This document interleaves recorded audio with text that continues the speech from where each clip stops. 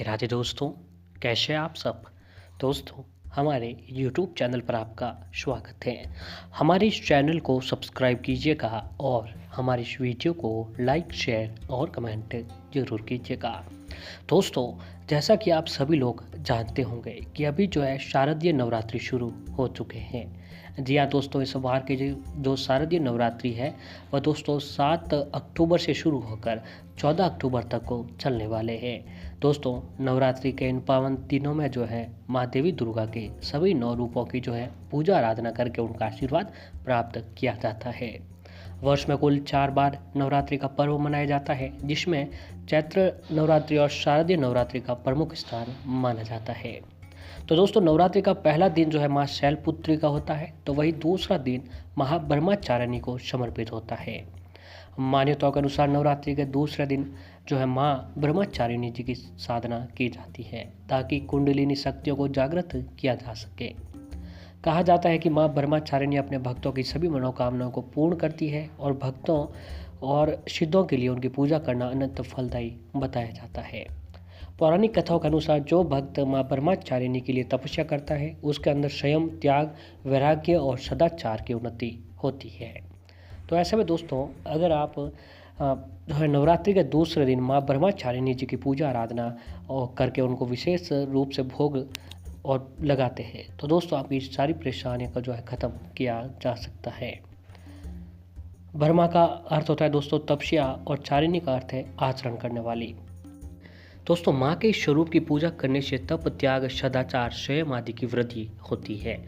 जीवन के कठिन समय में भी उनका मन जो है कर्तव्य पथ से कभी विचलित नहीं होता है। एक बार जिस चीज़ का संकल्प लेते हैं उसे पूरा करके ही जो है दोस्तों रहते हैं। तो आइए जानते हैं दोस्तों माँ के स्वरूप के बारे में कुछ खास बातें, पूजा विधि, भोग और विशेष मंत्रों के बारे में। तो सबसे पहले दोस्तों आपको बताते हैं कि माँ ब्रह्मचारिणी का स्वरूप किस प्रकार होता है।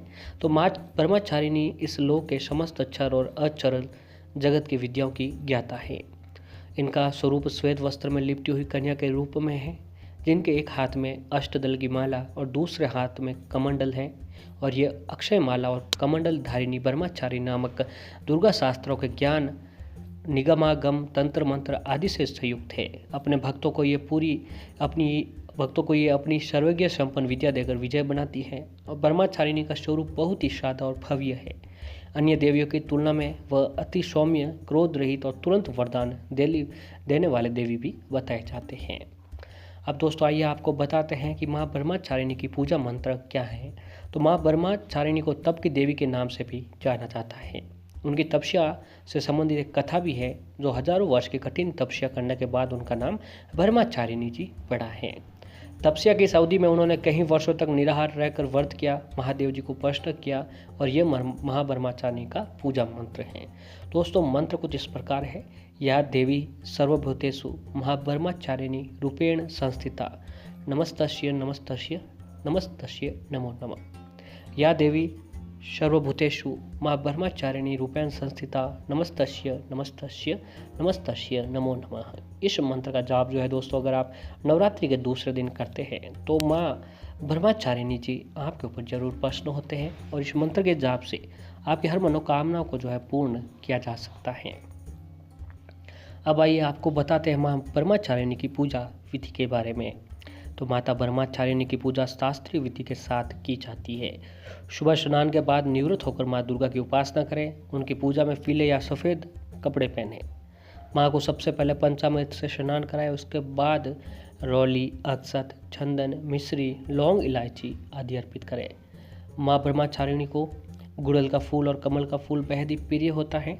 अगर संभव हो तो इनकी माला या फिर ये फूल माँ को अर्पित जरूर करें।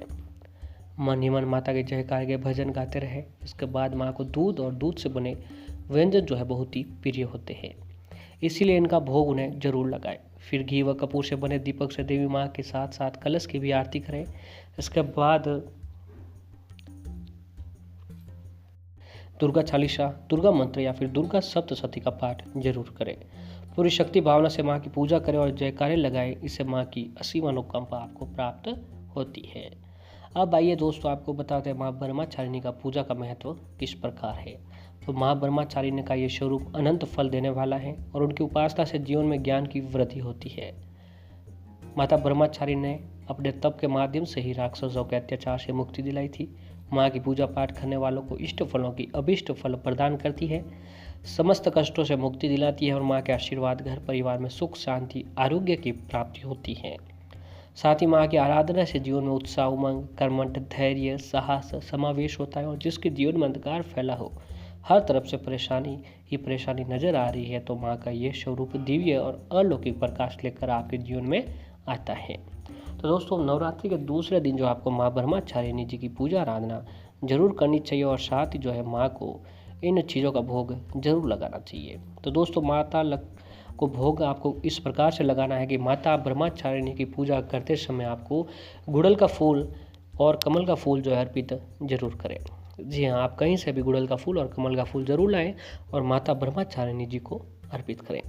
माँ ब्रह्मचारिणी जी को चीनी मिश्रित पंचामृत का भोग अवश्य लगाना चाहिए। अगर आप माँ ब्रह्मचारिणी को प्रसन्न करना चाहते हैं तो उन्हें दूध और दूध से बने व्यंजन जरूर अर्पित करें। अगर लंबी आयु और सौभाग्य प्राप्त करना चाहते हैं तो माँ ब्रह्मचारिणी का व्रत पर इन सभी चीज़ों का दान अवश्य करें।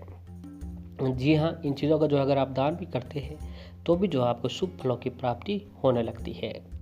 और साथ ही दोस्तों, इस दिन जो है माँ ब्रह्मचारिणी जी को आप शक्कर का भोग जरूर लगाना चाहिए। आप चाहे तो शक्कर से किसी तरह की मिठाई भी बनाकर माँ ब्रह्मचारिणी जी को भोग अगर आप आज के दिन लगाते हैं तो आपके ऊपर जो है सभी देवियों की कृपा भी जरूर बनती है। साथ ही दोस्तों, आज आप जो है आज के दिन यानी नवरात्रि के दूसरे दिन आप एक काम कीजिए कि आप घर पर केले भी लाकर माँ ब्रह्मचारिणी को जरूर चढ़ाएं। फिर परिवार के सभी सदस्यों को जो है उस केलों को खिला देना चाहिए। ऐसा करने से दोस्तों आपके जीवन में तरक्की आपको जरूर प्राप्त होती है और आपके जीवन में जो भी दुख कष्ट संकट परेशानी है, सारी परेशानियों से आपको छुटकारा प्राप्त होता है। साथ ही शारदीय नवरात्रि के दिन जो है दोस्तों, अपने घर के मुख्य दरवाजे पर ओम का चिन्ह जरूर लगाएं, शुभ लाभ लिखें और एक काम कीजिए कि अपने घर के मुख्य दरवाजे पर जो है माता लक्ष्मी जी के चरण चिन्ह जरूर लगाएं। चरण चिन्ह घर के अंदर की साइड होने चाहिए। ऐसा करने से माता लक्ष्मी जी आपके घर पर जरूर पधारते हैं। और घर के मुख्य दरवाजे पर दोस्तों आपको अपने घर के मुख्य दरवाजे पर अशोक पीपल या फिर आम के पत्तों का तोरण जरूर बनाएं। स्वास्थ्य घर के मुख्य दरवाजे पर जरूर बनाएं। ऐसा करने से आपकी हर परेशानी को दूर किया जा सकता है और जीवन में जो भी दुख कष्ट संकट परेशानी है वह सारी परेशानी खत्म हो जाती है। तो दोस्तों, पूर्ण विश्वास और श्रद्धा के साथ जो है अगर आप लोग इस नवरात्रि के इस पावन महीने में पावन दिनों में अगर आप ये उपाय करते हैं तो आपकी हर परेशानी को दूर किया जा सकता है। पूर्ण विश्वास और श्रद्धा के साथ ये उपाय आपको जरूर करने चाहिए।